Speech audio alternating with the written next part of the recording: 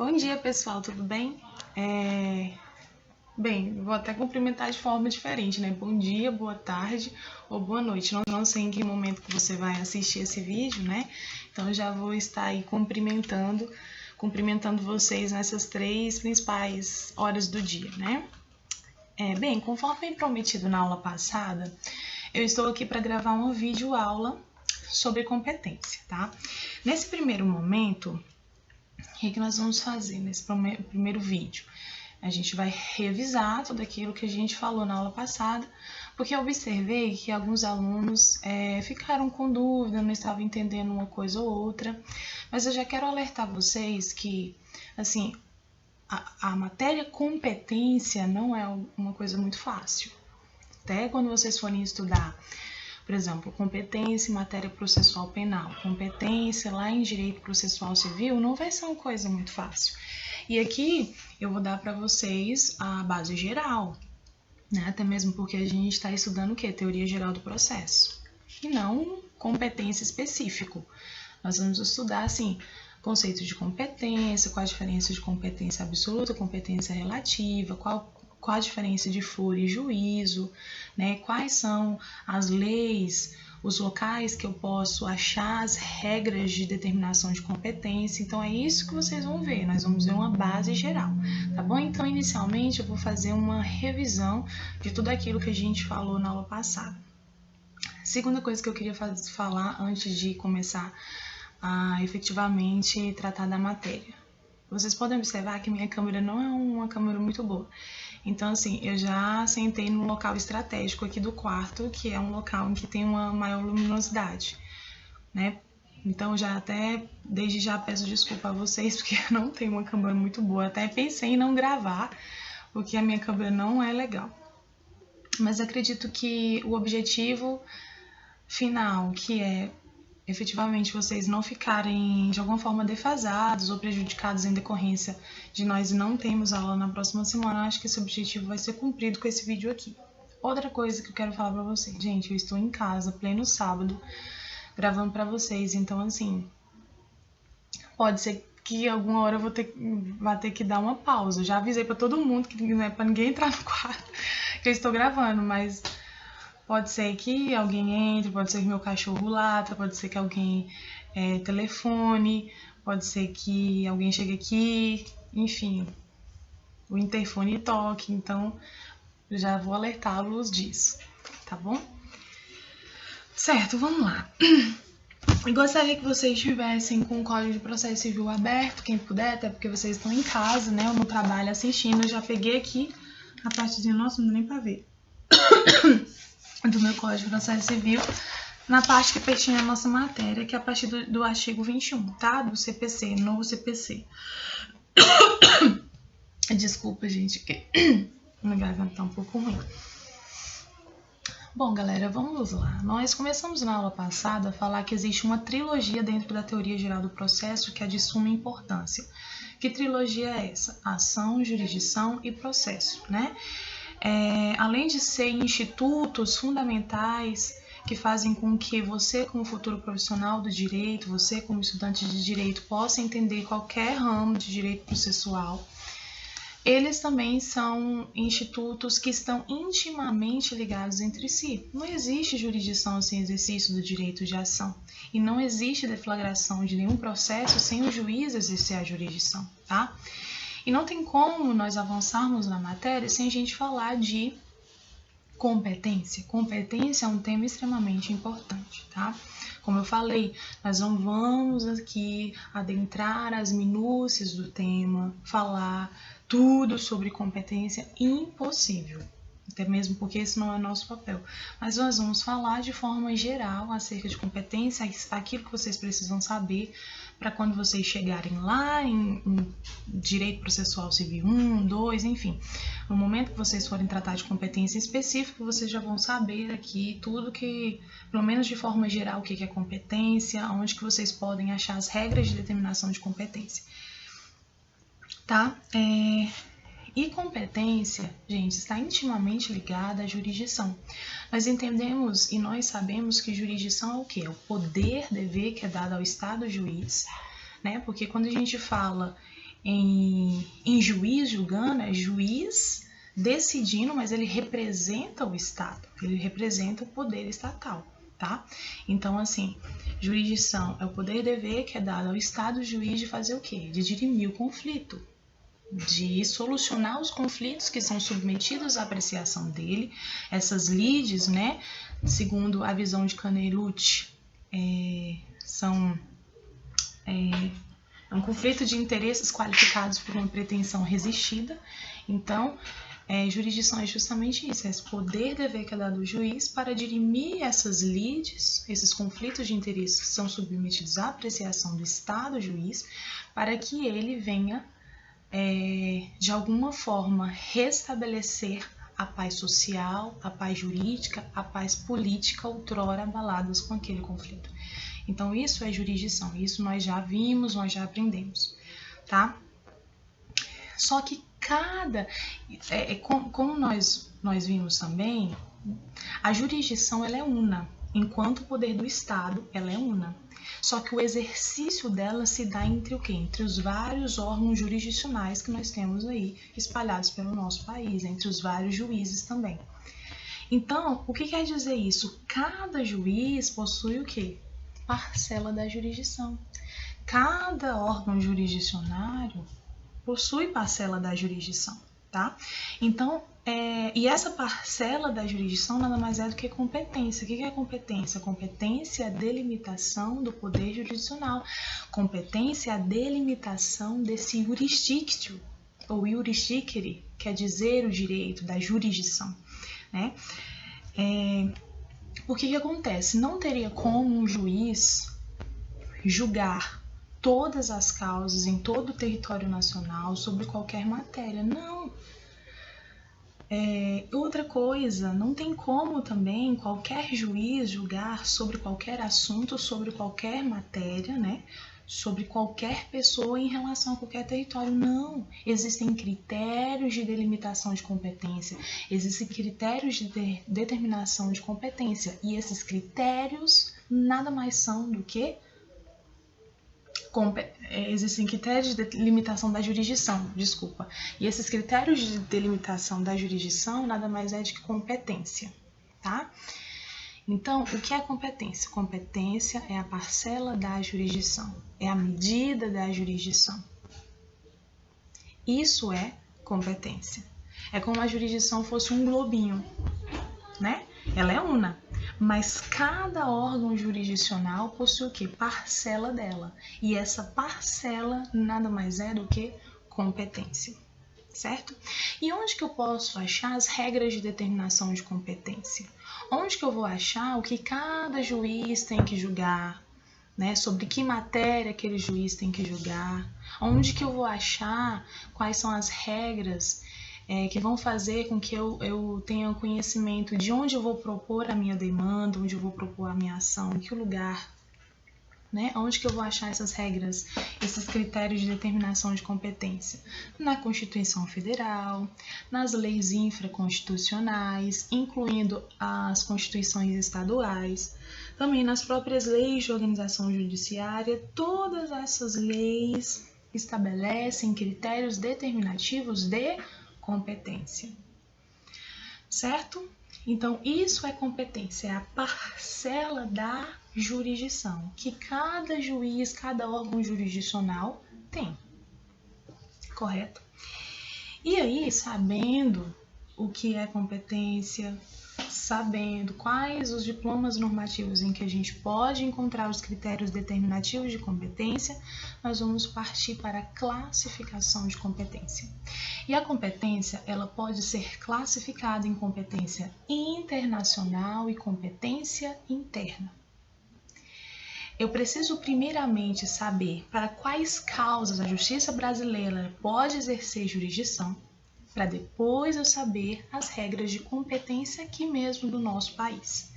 Tá? Precisamos saber o que é competência internacional, para depois nós partirmos para as regras de competência interna, correto? O que é, portanto, competência internacional? Na competência internacional, galera, nós temos a possibilidade de 2 juízes de países diferentes exercerem jurisdição sobre determinado assunto. Então, nós temos 2 juízes de países diversos podendo exercer jurisdição sobre determinado assunto. Por isso que se diz competência internacional, tá? O nosso país, a jurisdição brasileira, tem alguns casos em que, mesmo existindo alguns elementos estrangeiros, por exemplo, o réu ele é estrangeiro, mas ele é domiciliado aqui no nosso país. Nós temos um elemento estrangeiro aí nessa ação. E mesmo existindo esse elemento estrangeiro, nós temos, de acordo com a nossa legislação, competência da Justiça brasileira para julgar essa ação, tá? Agora, existem questões que a Justiça brasileira não pode julgar, que o Brasil não pode julgar, por quê? Porque não nos dizem respeito. A jurisdição brasileira, ela esbarra onde? Na soberania dos estados. Os estados, quando eu estou falando estado, país, Quais são os elementos deste estado, país? Povo, território, governo este soberano. Então, nós temos 4 elementos. Então, em decorrência da soberania, não tem como, por exemplo, um juiz brasileiro querer cumprir a sua decisão em solo estrangeiro. Por quê? Porque isso não nos diz respeito. Por quê? Porque nós temos a chamada soberania estatal daquele estado, daquele país e vice-versa, Não tem como um juiz estrangeiro querer fazer valer, cumprir a sua decisão em território nacional, no território do Brasil. Por quê? Porque esbarra na soberania do nosso estado. Agora, existem alguns momentos em que essa sentença estrangeira pode produzir plenos efeitos aqui no Brasil? Sim. Quando? Quando nós tivermos a homologação da sentença estrangeira. Então, a regra é o quê? Soberania estatal, aquela sentença não pode, por ser estrangeira, não pode se valer aqui no nosso país, não pode ter eficácia, não pode produzir efeitos aqui no nosso país. Agora, excepcionalmente, pode? Pode, desde que a Justiça brasileira autorize, desde que a Justiça brasileira homologue. E tem todo um procedimento de homologação. Então, se te perguntarem qual o mecanismo através do qual uma sentença estrangeira pode ser eficaz e produzir efeitos aqui no nosso país, qual é? Homologação de sentença estrangeira, que é de competência do Superior Tribunal de Justiça, STJ. Antigamente era do Supremo Tribunal Federal, hoje é STF. E aí o STF vai ver se aquela sentença estrangeira goza de todos os requisitos necessários à homologação. Se sim, vai homologar, ótimo. Se não, não vai homologar e ela não vai ser válida aqui no nosso país, certo? Então, para que uma sentença estrangeira, para que outro estado exerça jurisdição aqui no nosso país, é necessário que haja homologação daquela sentença, tá? Sabendo disso, nós já podemos falar de o que pode e o que não pode ser julgado, então, pela Justiça brasileira. O que pode e o que não pode? A gente já está falando aí de competência internacional, nós falamos da soberania, falamos o que é competência internacional, falamos da homologação da sentença estrangeira. E o que pode e o que não pode, então, professor, ser julgado aqui no nosso país? Para onde que nós vamos olhar? Código de Processo Civil, artigos 21, 22 e 23. Lá vai se determinar quais ações podem ser propostas aqui no Brasil, mesmo existindo alguns elementos estrangeiros. Os artigos 21 e 22 tratam aí da jurisdição concorrente ou competência concorrente. E o artigo 23 trata da jurisdição exclusiva ou competência exclusiva. O que seria essa jurisdição concorrente que está descrita aí nos artigos 21 e 22 do Código de Processo Civil? A jurisdição concorrente nada mais é que a possibilidade da jurisdição brasileira concorrer com uma jurisdição estrangeira. Isto é, nós vamos poder ter o juiz brasileiro tratando dessas ações e o juiz estrangeiro também tratando dessas ações. Só que se essas ações descritas nos artigos 21 e 22 forem propostas lá em território nacional, elas só podem ser válidas, elas só podem ser eficazes aqui no Brasil desde que o quê? Desde que haja homologação daquela sentença estrangeira. Mas que pode ser proposta aqui no Brasil ou no exterior? Pode. Pode, por quê? Porque existe o quê? Jurisdição concorrente. Por isso que se diz que esses artigos 21 e 22 tratam da jurisdição concorrente ou da competência concorrente, porque dois estados estão concorrendo em competência e jurisdição em relação àquela causa. Por isso que se diz jurisdição concorrente. Tá? E aqui existem algumas hipóteses de jurisdição concorrente que nós inclusive vimos na aula passada, né? Compete à autoridade judiciária brasileira processar e julgar as ações em que, inciso 1, por exemplo, o réu, qualquer que seja a nacionalidade dele, estiver domiciliado aqui no nosso país. Desculpa. Quando no Brasil tiver de ser cumprida a obrigação, ainda que o réu esteja no estrangeiro, ainda que o réu tenha nacionalidade estrangeira, se no Brasil tiver que ser cumprida a obrigação, a ação pode ser proposta aqui. Mas pode ser proposta lá no outro estado? Pode haver jurisdição estrangeira sobre essa ação? Pode, mas só pode ser válida, só pode ser eficaz aqui no Brasil desde que haja homologação daquela decisão pelo STJ, tá? E aí nós temos também o artigo 22 aí tratando da jurisdição ou competência concorrente. Mas nós temos do outro lado também a jurisdição ou competência exclusiva.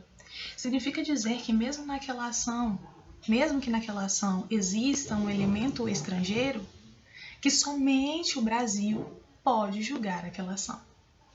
É uma competência, uma jurisdição exclusiva da justiça brasileira. E como eu disse nas aulas anteriores, uma dica para que vocês saibam, por exemplo, num concurso público da vida, é que vocês, sempre que estiver falando de bens situados no Brasil, sejam bens móveis ou imóveis, a jurisdição é exclusiva do nosso país, tá? Principalmente no que pertine ao bem imóvel, aquele bem faz parte de quem? Do nosso país. Bens imóveis são o solo e tudo aquilo que venha a ser acrescentado ao solo de forma natural ou artificialmente. Então faz parte do Brasil. Se faz parte no nosso país, é de competência exclusiva da justiça brasileira, com exclusão de qualquer outra.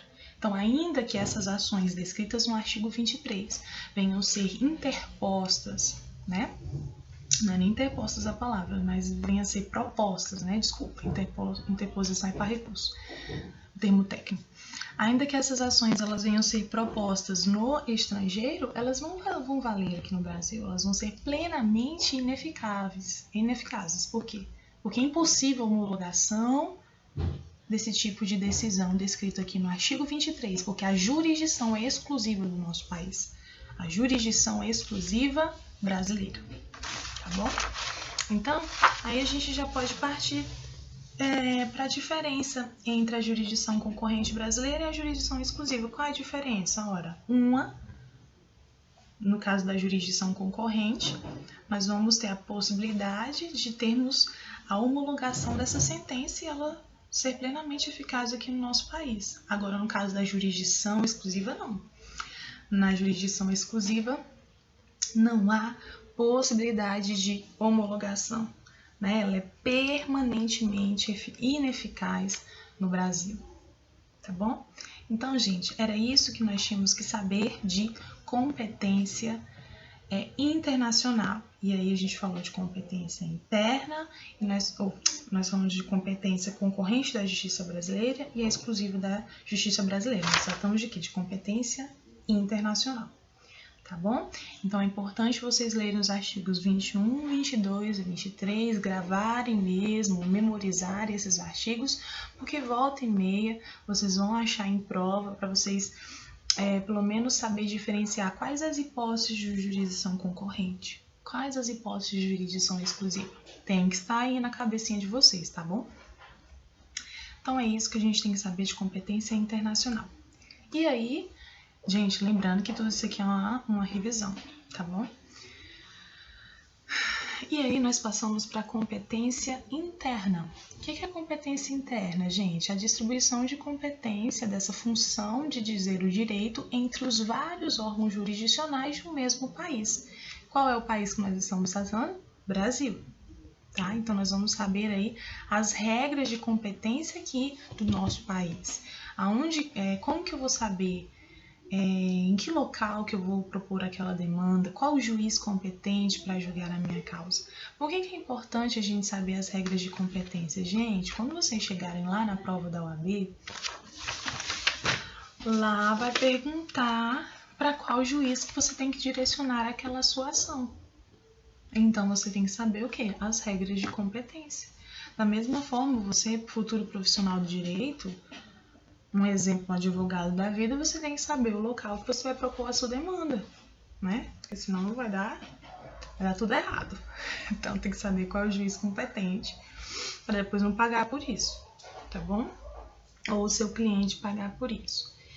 Certo, então a gente sabe que é competência interna. Só que antes de adentrarmos as regras de competência interna, tá? Que estão dispostas aqui desde os artigos 42 em diante, até o artigo 66, 42 a 66, não são muitos artigos, tá? Antes da gente adentrar, a gente tem que falar da diferença de alguns termozinhos que vocês vão achar sempre no Código de Processo Civil ou no CPP.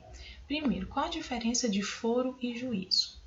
Gente, foro nada mais é do que a base territorial em que determinado...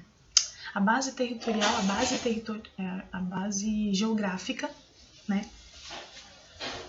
Sobre o qual determinado órgão judiciário vai exercer a sua competência. Sobre o qual determinado juiz vai exercer a sua jurisdição. Isso é foro, é aquela base territorial, tá? Em que determinado órgão jurisdicional ele vai exercer a sua jurisdição, ele vai dizer o direito, o jurisdictio, ou jurisdicere, tá? Isso é foro. Por exemplo, os tribunais superiores, eles têm foro em todo o território brasileiro. Então, eles vão exercer a jurisdição em todo o território brasileiro. O STF, por exemplo, exerce jurisdição sobre todo o território do Brasil. Tá? Os tribunais de justiça, né, respectivamente, nos estados e etc. Vamos lá. Se eu sei que foro é a base territorial e determinado órgão jurisdicional ele exerce sua competência, então qual é o sinônimo de foro? Comarca. Por quê? Porque os estados eles são divididos em comarcas, né? Cada uma das regiões de um determinado estado do nosso país, ele é dividido em comarca. Então, foro é sinônimo de comarca. No estado, no caso de Brasília, nós não temos a divisão em comarcas, mas em circunscrições judiciárias. Então, nós temos a circunscrição judiciária do Gama, circunscrição judiciária de Santa Maria, circunscrição judiciária de São Sebastião, tá bem? E essa circunscrição judiciária nada mais é do que foro, de acordo com o Código de Processo Civil. Tudo que a gente está vendo aqui, foro, juízo, competência interna, competência internacional, é relacionado ao Código de Processo Civil. Tá? Mas, por exemplo, na Lei de Organização Judiciária dos Estados, pode ser que a palavrinha foro venha com outro significado, tá? Mas o que importa aqui para o nosso estudo é que foro, de acordo com o Código de Processo Civil, é sinônimo de quê? É sinônimo de comarca, tá? No nosso caso de Brasília, foro é sinônimo de circunscrição judiciária, porque circunscrição judiciária aqui faz às vezes da comarca lá fora. Tá? E o que seria juízo? Juízo nada mais é do que a unidade judiciária, tá? Integrada pelo juiz, pelos seus auxiliares. Juízo é sinônimo de vara. Pode ser que dentro de um foro existem vários juízos, existem várias varas competentes, tá bom? Por exemplo, dentro do foro do Gama, nós temos várias varas. Nós temos tem a primeira vara criminal, tem a segunda vara criminal, temos a vara civil, varas de família, sucessões, juizados especiais, né? Então, nós temos diversas varas. Quando eu quero apurar em que comarca determinada demanda deve ser proposta, eu estou buscando o quê? O foro competente. No nosso caso, qual circunscrição judiciária aquela demanda tem que ser proposta? Então, eu estou buscando o quê? qual foro competente. Agora, quando dentro daquela comarca, dentro daquela circunscrição judiciária, eu procuro qual a vara, né, em que a minha demanda deve ser aforada, a dúvida é sobre quê? A dúvida é sobre o juízo competente, tá? Então, é só vocês lembrarem. Foro é sinônimo de comarca, juízo é sinônimo de vara, tá bom? De acordo com o Código de Processo Civil. Gente, e como que eu vou saber qual é a vara competente, qual é o foro competente? Aonde que eu vou ver as regras de competência para eu saber, professora? Em que foro, em que circunscrição judiciária, se é do Gama, se é de Santa Maria, se é de São Sebastião, que eu vou propor a minha demanda? Existem alguns diplomas normativos que nós devemos olhar.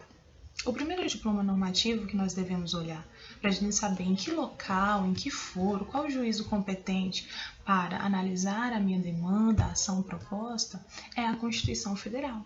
É a nossa carta maior, nossa carta magna. De lá da carta maior, da Constituição Federal, decorrem regras para tudo quanto é ramo do direito. Quanto mais direito processual, quanto mais regras de competência. É justamente na Constituição Federal que nós vamos olhar em primeira mão para nós sabermos, né, se, por exemplo, aquela competência, aquela demanda é de competência dos tribunais superiores.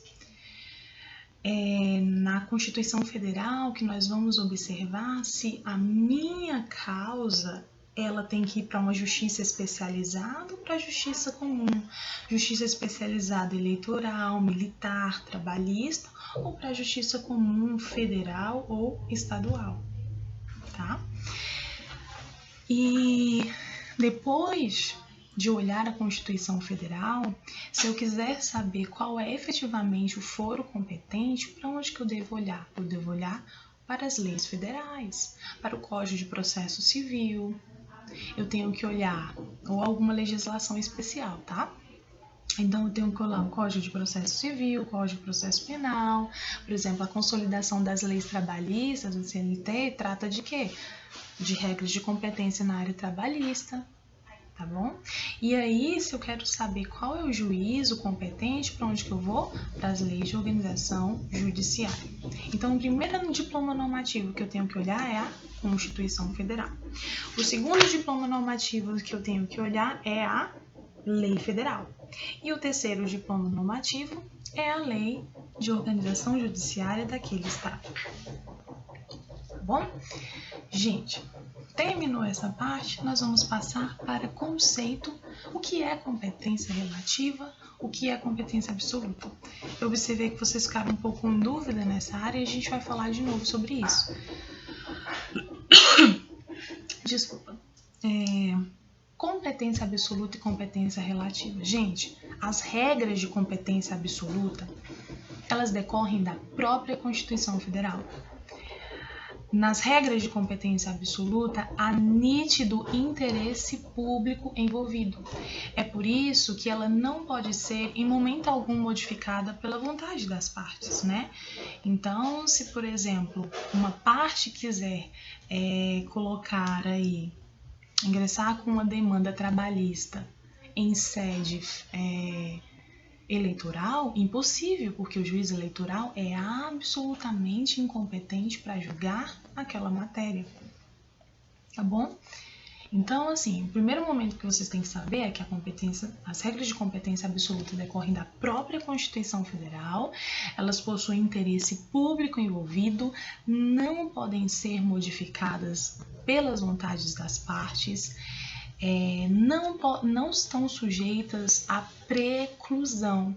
Isso significa dizer que a qualquer momento o juiz pode se reconhecer de ofício que ele é incompetente absolutamente para julgar determinada pessoa, para julgar determinada matéria, ou as partes em qualquer momento, em qualquer grau de jurisdição podem fazer isso, porque a competência ali é absoluta. Um juiz que é absolutamente competente para julgar determinada matéria, somente ele pode julgar.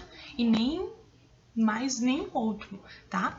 Ela pode ser reconhecida de ofício pelo juiz, o juiz, independentemente das partes chegarem lá, ó, juiz, você é incompetente, ela pode ser reconhecida.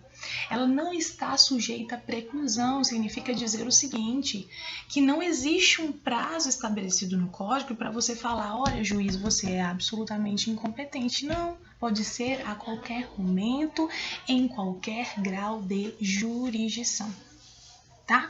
O momento específico que a nossa legislação traz para que o réu, por exemplo, venha dizer que o juiz é absolutamente competente é em preliminar de contestação. Mas isso não significa que em momento posterior ou anterior ele possa fazer isso, ou o juiz de ofício possa fazer isso.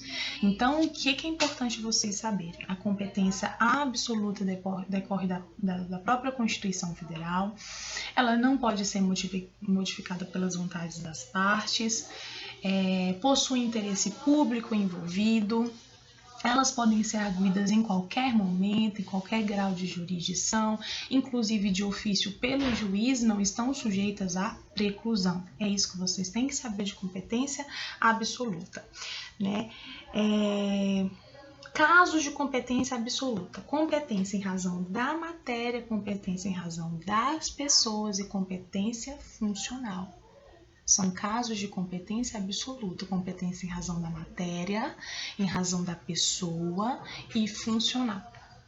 Tá? Exemplo de competência em razão da matéria: crimes cometidos a bordo de navios e aeronaves. É de competência absoluta da Justiça Federal. Então, somente o juiz federal pode julgar crimes cometidos a bordo de navios e aeronaves. Tá? Por exemplo, competência em razão da pessoa, no caso do presidente da República, né? Em razão da função dele, ele deve ser julgado por um tribunal em específico, que é o Supremo Tribunal Federal, em casos de crimes comuns. Então, ele cometeu um furto, um roubo, para onde que ele vai ser julgado? Em qual juízo? Né? Qual é o juiz competente, qual é o tribunal competente para julgar? Supremo Tribunal Federal. Isso é competência absoluta.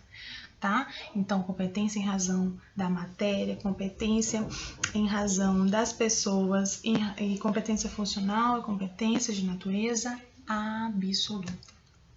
E a competência relativa? A competência relativa, diferentemente da competência absoluta, das regras, né, que a gente está falando de competência, as regras de competência relativa, elas podem sim ser modificadas pelas vontades das partes, né? Quais são os casos de competência relativa? Tá? Competência territorial, competência em razão do valor da causa. Grande parte das regras de competência estabelecidas no nosso Código de Processo Civil são de competência territorial. Portanto, grandes partes das normas dispostas aqui no Código de Processo Civil, por serem de competência relativa, não que todas sejam, mas grande parte, tá? Podem ser modificadas pelas vontades das partes.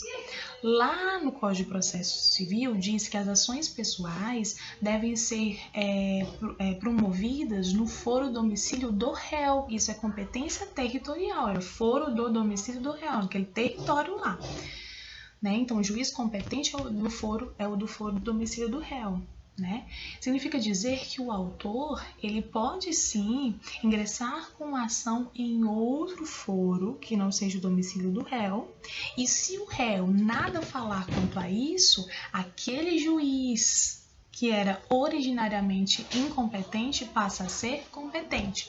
Então, por exemplo, se A ingressou com a ação contra B, e era para ele ter ingressado no foro domicílio de B, mas ele ingressou no seu próprio domicílio, se o B nada falar em relação a isso, né, o juiz do foro do domicílio do A vai ser competente para julgar aquela demanda, porque ele que antes era incompetente para julgar, ele passou a ser competente para julgar. Por que ele passou a ser competente para julgar? Porque a lei fala? Não, pela vontade das partes. Por isso que nós vemos aí que as regras relativas as regras de competência relativa, elas podem ser modificadas pela vontade das partes. Um outro exemplo disso é o foro de eleição. O que é esse foro de eleição? A gente já sabe que é foro, não é? É o sinônimo de comarca. As partes, elas podem eleger em comum acordo ali um foro em que elas acordaram da seguinte forma: olha, se em decorrência desse contrato provier algum conflito, alguma coisa, onde que a gente vai dirimir? Nesse foro. O foro lá do estado tal, do Rio de Janeiro. É esse foro. Ou então no foro do Gama, no foro de Santa Maria, alguma coisa do tipo, tá? Para quem mora em Brasília. Então, as partes fizeram o quê? Elegeram outro foro que não o foro do domicílio do réu, para que aqueles futuros conflitos, demandas provenientes daquele contrato possam ser propostas. Bem, gente, então assim, as regras de competência relativa, elas podem ser modificadas pelas partes, elas não podem ser reconhecidas de ofício pelo juiz. A súmula 33 do STJ nos traz isso. Só que o Código de Processo Civil trouxe uma inovação quanto a esse reconhecimento de ofício pelo juiz das regras de competência relativa, porque em regra, as regras de competência relativa não podem ser reconhecidas de ofício pelo juiz, exceto na única hipótese descrita aqui no artigo 63, parágrafo 3º do CPC, que diz que antes da citação, a cláusula de eleição de foro, se abusiva, então se o juiz observar que aquela cláusula de eleição de foro é abusiva, por exemplo, cerceia o direito de defesa de uma das partes, pode ser reputada ineficaz de ofício pelo juiz, que determinará a remessa dos autos ao juízo do foro de domicílio do réu, tá? Artigo 63, parágrafo 3º. Então, é o único caso em que o juiz pode reconhecer de ofício a sua incompetência relativa, mesmo sendo caso de competência relativa. Tá? Mas isso é uma exceção. Em regra, incompetência relativa, ela não pode ser reconhecida de ofício. As regras de competência relativa também, elas se sujeitam à preclusão, tá bom? Então, se a parte, por exemplo, se o réu, ele não alegar no momento oportuno, que é em preliminar de contestação, que o juiz ali é relativamente incompetente para julgar, já era. Ele não vai ter mais outro momento para ele falar: juiz, você é incompetente. Esse é o momento certo para que ele venha falar que o juiz é incompetente para julgar a demanda dele, tá bom? Sob pena de aquele juiz que era incompetente passa a ser competente porque ele, em momento oportuno, não falou que aquele juiz era incompetente para julgar. Tá lá no artigo 337, tá bom, gente? Inciso 2º do nosso Código de Processo Civil. Artigo 337. 337. Inciso 1. Incumbe ao réu, antes de discutir o mérito, alegar, né? Tudo que vem antes do mérito é preliminar ao mérito. Então, é preliminar do mérito. Mérito é o pedido mesmo que você faz, tá bom? Aí diz aqui, inciso 2º, incompetência absoluta e relativa. A absoluta a gente já sabe que ele pode fazer aqui, mas em qualquer momento. A relativa não, é somente nesse momento, somente em preliminar de contestação que ele pode arguir incompetência absoluta, incompetência relativa do juiz sob pena de preclusão, sob pena daquele juiz, né, ver prorrogada a sua jurisdição e a sua competência, tá bom? E ele que era antes incompetente passa a ser competente, tá bom? Então, é importante vocês saberem disso, tá? De um lado, competência relativa, de outro lado, competência absoluta, As regras de competência absoluta provêm da própria Constituição Federal, não podem ser modificadas pelas partes, não estão sujeitas à preclusão, podem ser reconhecidas de ofício pelo juiz, podem ser estabelecidas pelas partes em qualquer momento, em qualquer grau de jurisdição. As regras de competência relativa podem ser sim modificadas pelas partes, não podem ser reconhecidas de ofício pelo juiz, tanto é que nós temos uma súmula do STJ falando sobre isso, então elas não podem ser reconhecidas de ofício, salvo neste caso do artigo 63, parágrafo 3º, que é a única hipótese em que a incompetência relativa pode ser reconhecida de ofício pelo juiz.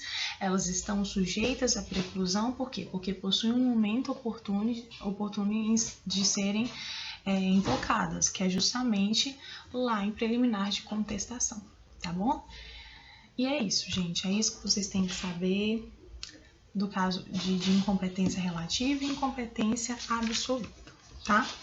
E foi justamente nesse momento que nós paramos na última aula, acerca da incompetência absoluta e incompetência relativa, né? Eu espero que vocês tenham entendido bem sobre a incompetência relativa, sobre as regras de incompetência absoluta. Sempre que nós estivermos diante de competência determinada em razão do território, é o que? Competência relativa. Sempre que nós estivermos diante de competência em razão do valor da causa, é competência relativa.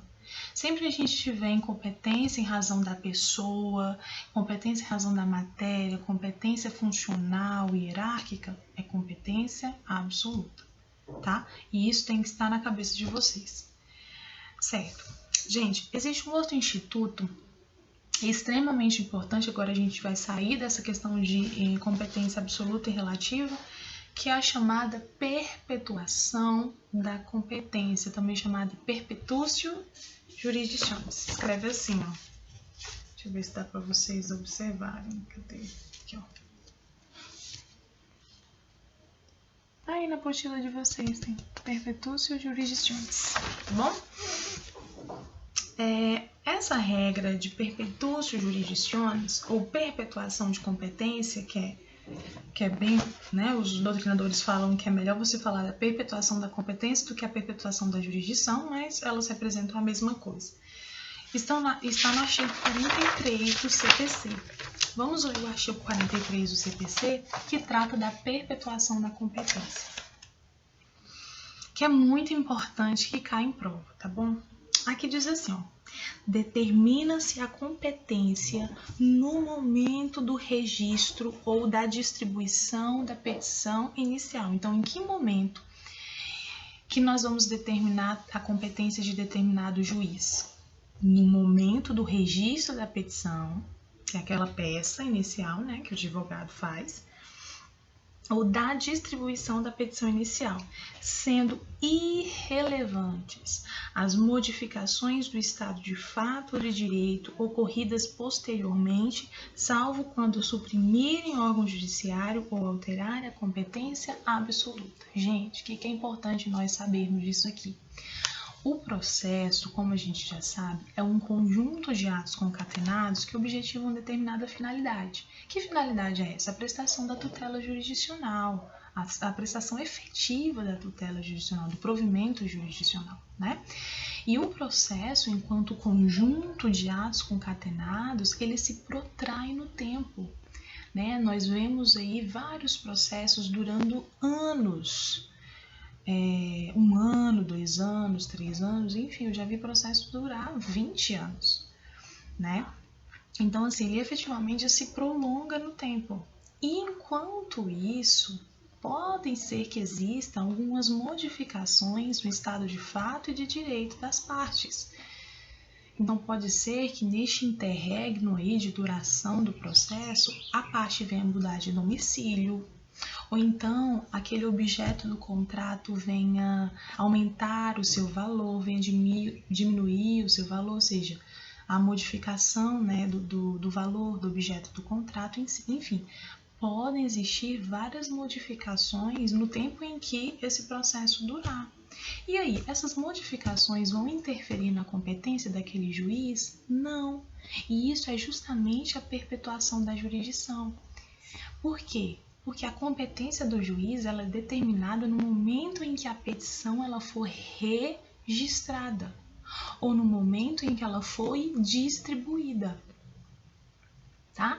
Então, no momento em que a petição ela é registrada, é que vai se determinar a competência daquele juiz. Se nós estamos diante de competência regra de competência relativa, né, por exemplo, critério territorial, é regra de competência relativa, domicílio do réu, regra de competência relativa. Então, vamos lá. Nós vamos... A competência do juiz ela é determinada o quê? Pelo foro do domicílio do réu. Então, qual é o momento em que se determina a competência daquele juiz, daquele foro do domicílio do réu? No momento em que aquela petição foi registrada. Ponto. É aquele juiz do foro do domicílio do réu que é competente para julgar aquela ação. As alterações de fato e de direito posteriores a isso não vão interferir na competência daquele juiz, e isso é perpetuação da jurisdição. Então, se, por exemplo, o réu mudar de domicílio nesse tempo do processo, for para outro estado, for para outra cidade, independentemente disso, aquele juiz inicialmente competente é que vai ser o competente para julgar a sua demanda. Não é porque o réu mudou de domicílio que agora os autos do processo vão para aquele outro juiz do novo domicílio do réu. Não. Por quê? Porque as regras de competência e a competência, na verdade, ela é determinada no momento do registro da petição inicial ou no momento da distribuição, quando a gente tem mais de uma vara competente.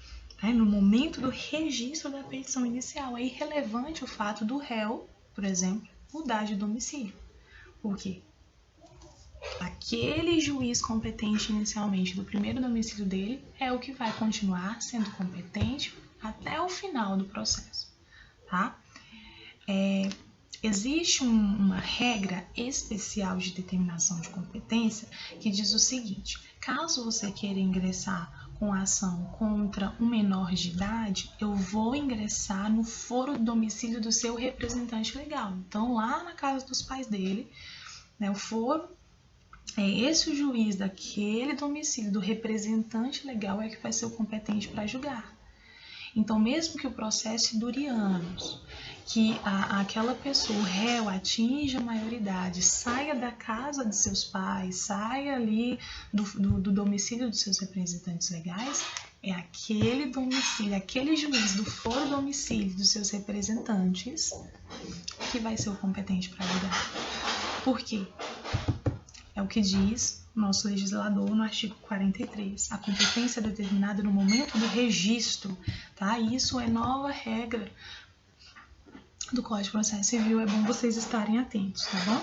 Então, é irrelevante as modificações do estado de fato ou de direito ocorridas posteriormente, salvo, a gente tem algumas exceções, salvo quando suprimirem o órgão judiciário. Então, por exemplo, extinguiu aquela vara, não tem como mais continuar naquele local. Então, aí sim vai para outro juiz, o processo vai para os cuidados de outra vara, tá? Ou alterarem a competência absoluta. Então, a gente está diante de competência absoluta, teve alguma alteração e passou, por exemplo, a ser área de competência absoluta, já era. Vai para juiz que é absolutamente competente para julgar. Tá bom? Mas salvo essas duas hipóteses de competência absoluta ou que a vara se extinguiu, o juiz competente é aquele do momento do registro da petição inicial. Né? As alterações de fato e de direito posteriores a isso não vão influenciar. Tá bom? Então, isso é chamada perpetuação da jurisdição ou perpetuação da competência. Certo. Agora nós vamos falar dos critérios de determinação de competência, tá, gente? Isso aqui é muito importante. Existem 3 critérios de determinação de competência. Nós temos o critério objetivo, o critério territorial e o critério funcional. Então, quantos critérios que tem de determinação de competência? 3. objetivo, territorial e funcional. O critério objetivo de determinação de competência, ele se baseia em alguns elementos da própria lide, né? Daquele processo mesmo. Então, quais são esses elementos que nós temos na lide, né? A própria a matéria envolvida naquela causa, o valor da causa, as pessoas envolvidas na lide, isso são os elementos da lide, tá bom? Isso são os elementos ali daquele conflito que é submetido à apreciação do juiz. Então, as regras do critério objetivo, que é o primeiro que nós estamos falando, ela se baseia em alguns elementos da própria lide. Ela é determinada, né? A competência é determinada aí em razão de alguns elementos da lide. E dentre esses critérios objetivos, nós temos competência em razão da matéria, competência em razão da pessoa e a competência em razão do valor da causa. Olha só, nós temos 3 critérios de determinação de competência: critério objetivo, critério territorial e critério funcional. O primeiro critério de determinação de competência é o critério objetivo, né? E nesse critério objetivo, a competência daquele juiz é determinada em razão de alguns elementos da causa. Quais sejam? Natureza da causa, a pessoa e a matéria envolvida. Então, competência em razão da matéria, competência em razão da pessoa e competência em razão do valor da causa, as 3 englobam o critério objetivo, tá bom? Partindo para o segundo, critério territorial. Gente, o critério territorial, qual é o fator determinante do critério territorial? O próprio nome já diz, o fator determinante é justamente o elemento geográfico. Então, abarca a competência o quê? Em razão do território, desculpa. Então, a competência territorial, ela abarca a competência em razão do território. Competência territorial é competência em razão do território, tá? É utilizado pelo Código de Processo Civil, como eu falei, competência territorial, e pelas leis de organização judiciária também, tá? O que a competência territorial leva em conta? A base territorial, o elemento geográfico, o território. Por isso que se diz competência territorial. Esse é o segundo critério de determinação de competência, né? Então, leva em conta a localização territorial. Seja essa localização territorial o domicílio de uma das partes, seja o local em que aquele imóvel está situado. Aonde que aquele imóvel, aquela casa, por exemplo, está situada? Aqui vai ser o juiz competente. Por quê? Porque leva em conta justamente a localização territorial. Então, o critério territorial leva em conta a localização territorial, né? O espaço geográfico, seja do domicílio de uma das partes, seja da situação do imóvel, tá? Grande parte aqui das regras do CPP trata de quê? De competência territorial. E como a gente já viu anteriormente, competência territorial é competência relativa e pode ser modificada por vontade das partes, tá? Salvo algumas exceções que a gente já viu, que a gente vai ver. Desculpa, que a gente já viu, né? A gente vai ver, tá? E o terceiro critério de determinação de competência, ou determinativo de competência, é o critério funcional, também chamado de competência hierárquica. Isso é, abrange a competência hierárquica. Gente, o processo, enquanto um conjunto de atos concatenados, ele se protrai não só no tempo, mas também no espaço. Então, nós temos aí a possibilidade de vários juízes decidirem em uma mesma demanda, em uma mesma ação, sim. Um exemplo disso é o caso de recurso, né? Nós temos uma sentença que foi estabelecida por um juiz de primeiro grau e a pessoa está inconformada com aquela sentença. Uma das partes ou as partes estão inconformadas com a sentença. Qual é o direito dela? Ingressar com o recurso. E aí, ingressando com recurso, aquela demanda, aquela ação, ela vai ser analisada por mais outros juízes. bom? Então, essa questão do critério funcional, que abrange a competência hierárquica, parte do pressuposto justamente de que vários juízes podem, em momentos distintos, exercer funções dentro do processo. Por isso, o critério funcional. Tá bom? Então, vários juízes podem o quê? Exercer funções diversas dentro daquele processo. Tá? Eu coloquei até aqui um exemplo, gente.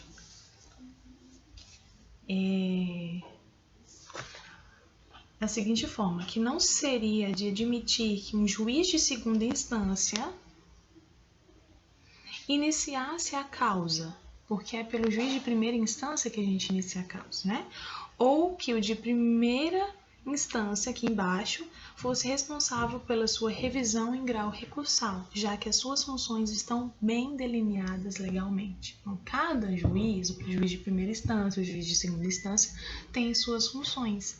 E essa possibilidade de mais de um juiz exercer funções, né, relacionadas ao mesmo processo, dentro do processo, isso aí nada mais é do que o critério funcional de determinação de competência, ou também competência, também chamada competência hierárquica. Então, gente, voltando, nós temos 3 critérios de determinação de competência: o objetivo, territorial e o funcional. O objetivo abrange competência em razão do valor da causa, em razão da matéria e em razão da pessoa. A competência territorial, né, abrange o quê? A competência, ou critério de determinação de competência, o critério territorial abrange o que? A competência territorial, né? Diz respeito à localização ali, a competência vai ser determinada em razão da localização, em razão do território. Em razão da localização territorial, em razão do território, tá? Grande parte das regras do Código de Processo Civil é de competência em razão do território.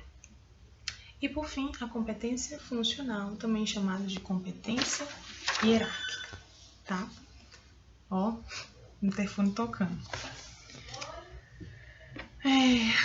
Vamos lá, gente. Então, partindo aí desses critérios de determinação de competência, eu coloquei aí na apostila de vocês um exemplo de como que a gente vai apurar a competência, né? Vamos colocar em prática tudo isso que nós já vimos. Olha, o que nós já vimos? Nós já vimos o conceito de competência, nós já vimos a classificação de competência, competência internacional, competência interna, vimos a questão do foro e do juízo, vimos quais os diplomas normativos que eu tenho que olhar. Desculpa, meu cachorro tá latindo, gente. Ô, Senhor. Desculpa. Eu falei que isso poderia acontecer em pleno sábado. Competência... até me perdi. Falei também aonde que a gente pode olhar, quais as regras de determinação de competência para a gente saber em que local determinada demanda pode ser proposta, né? Primeiro a Constituição Federal, depois a gente vem para a Lei Federal, depois a gente vem para as leis de organização judiciária. Falei da competência absoluta, da competência relativa. Falamos da perpetuação de competência, que a competência é determinada no momento do registro da petição inicial, sendo irrelevantes as alterações de fato e de direito posteriores, salvo quando suprimir o órgão jurisdicionário, ou judicial, né? Ou jurisdicional, ou alterar a competência absoluta. Falamos dos critérios de determinação de competência, tá? E quais sejam? São 3, tá? Critério objetivo, territorial, funcional, o que cada um deles abrange. E chegamos aí a esse exemplo de como apurar a competência, tá? Só uma coisa que eu não falei, esses critérios de determinação de competência, eles foram estabelecidos pelo grande processualista Chiovenda, tá? Giuseppe, eu acho muito bem bonito, não?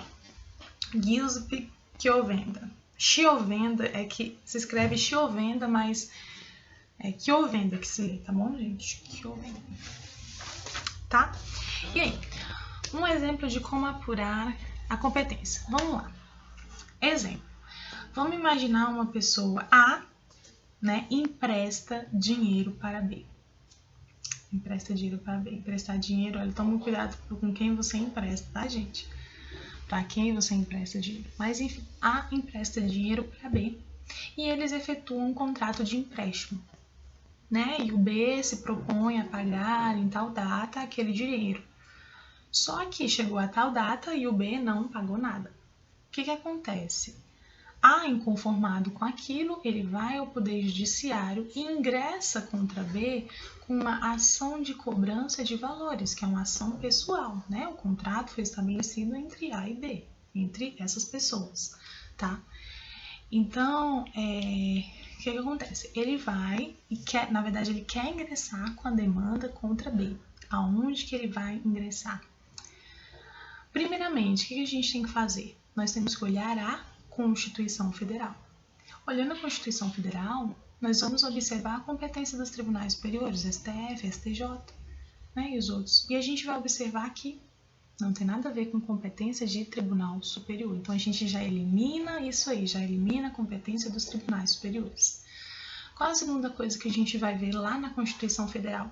Nós vamos observar se aquela causa é da justiça estadual, né? Não, da justiça comum ou da justiça especializada. E aí, não trata de matéria militar, nós não estamos tratando de crime eleitoral, a gente não está tratando de trabalhista, de questão trabalhista, nós estamos tratando de quê? De uma ação pessoal, é uma ação de cobrança de valores. Então, o que a gente vai fazer? A gente elimina essa competência especial. E aí vai sobrar o que? A competência comum, né? Comum federal e estadual. Eu vou lá para o artigo 109 da Constituição. Não tem nada a ver com matéria federal, sobra o quê? Competência da Justiça Comum Estadual. Pronto, eu já sei que isso aí é de competência da Justiça Comum Estadual. Mas, professora, aonde que eu vou propor essa ação de cobrança de valores? Qual é a minha dúvida? A minha dúvida é em relação ao foro competente. Se a minha dúvida é em relação ao foro competente, aonde que eu vou ver, dirimir essa dúvida? Código de Processo Civil. É no Código de Processo Civil que nós vamos observar qual é o foro competente. E lá no Código de Processo Civil diz que para as ações pessoais, o foro competente é o foro domicílio do réu. Se o réu mora em São Paulo, São Paulo é o foro competente para dirimir aquela demanda, né? Agora, se eu propuser aquela demanda no Rio de Janeiro e o réu, que é B, não falar absolutamente nada, o juiz do Rio de Janeiro, que era incompetente, passa a ser competente.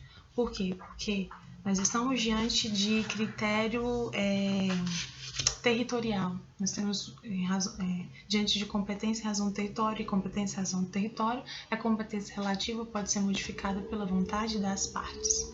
Tá bom? Certo. Apurando, mas isso aí é só uma coisa que pode acontecer. Tá? Mas vamos supor que ele efetivamente vá lá e ingresse com essa ação no foro domicílio do réu, que é em São Paulo. Pronto, ele já achou o foro competente de acordo com as regras do Código de Processo Civil. Agora, lá dentro de São Paulo, nós temos vários juízes diferentes, várias varas diferentes. Né? Como saber qual é o competente para julgar? Aonde que ele vai? Na Lei de Organização Judiciária do Estado de São Paulo. Vai saber qual é a vara competente para julgar aquela demanda. E é dessa forma que a gente resolve um caso, olhando todas essas leis aí, todos esses diplomas normativos, certo? E por fim, regras gerais para apuração da competência, tá? Aqui, o que eu coloquei na apostila de vocês são 6 passos sugeridos por Nelson Nery Júnior, pelo doutrinador, né, Nelson Nery Júnior, para que eu apure aí onde determinada demanda possa ser proposta. Então, a primeira coisa que eu vou observar é se nós estamos diante de um caso que pode não ser julgado pela Justiça Brasileira. Então, onde que eu vou olhar? Artigos 21, 22 e 23 para apurar se a regra se a competência da Justiça Brasileira, se a ação pode ou não ser proposta perante a Justiça Brasileira. Então, eu tenho que consultar os artigos 21, 22 e 23 que a gente já estudou do Código de Processo Civil, para eu saber se trata aí de competência do nosso país. Se pode, o Brasil pode exercer jurisdição naquela ação, tá bom? Depois disso, sendo da Justiça Brasileira, eu preciso olhar a nossa Constituição Federal, para eu saber se é de competência do STF ou do STJ. Né? A competência do STF está lá descrita no artigo 102 da Constituição e competência do STF no artigo 105 da Constituição. Tá? Outro passo que ele diz que a gente tem que fazer é essa competência da Justiça Especializada. Tá? Porque nós dividimos, né? Justiça especial, justiça comum, justiça especializada. Se é da justiça especializada trabalhista, se é da justiça especializada militar ou se é da justiça especializada eleitoral. Lá na própria Constituição é que a gente vai saber se é da justiça especializada ou não. Se não é da justiça especializada, é da justiça comum, mas é da justiça comum estadual ou federal. Aí na própria Constituição, também artigo 109, você vai descobrir se aquela causa é da justiça comum, federal ou não. Por fim, qual o foro competente, aonde que eu vou, qual o diploma normativo que eu vou analisar para ver qual é o foro competente? Código de Processo Civil ou Lei Federal Especial, tá bom? No nosso caso, se for uma demanda civil, é no Código de Processo Civil. Se for uma demanda penal, você vai olhar onde? No Código de Processo Penal, tá bom? Para eu saber qual é o foro competente para julgar determinada ação. Se a minha dúvida paira acerca do juízo competente, que é sinônimo de vara competente, então você vai olhar aonde? A Lei de Organização Judiciária daquele estado, certo? Bem, galera, nesse primeiro momento é isso. Nós fizemos aí toda uma revisão daquilo que a gente viu em sala de forma rápida, né? Eu acho, não sei se foi de forma rápida. Toda uma revisão daquilo que a gente viu na sala de aula. E, posteriormente, nós vamos falar aí sobre as regras mesmo específicas de determinação de competência que estão presentes no Código de Processo Civil. Nós vamos observar que existe um foro geral e foros especiais. Que foro geral é esse? Quais são os foros especiais? A gente vai também estar vendo, tá? Depois nós vamos falar de modificação de competência. Modificação de competência tanto no processo civil quanto no processo penal, o que seria a prevenção e conflito de competência, tá? Então, assim, a gente já falou boa parte da matéria de competência, tá bom?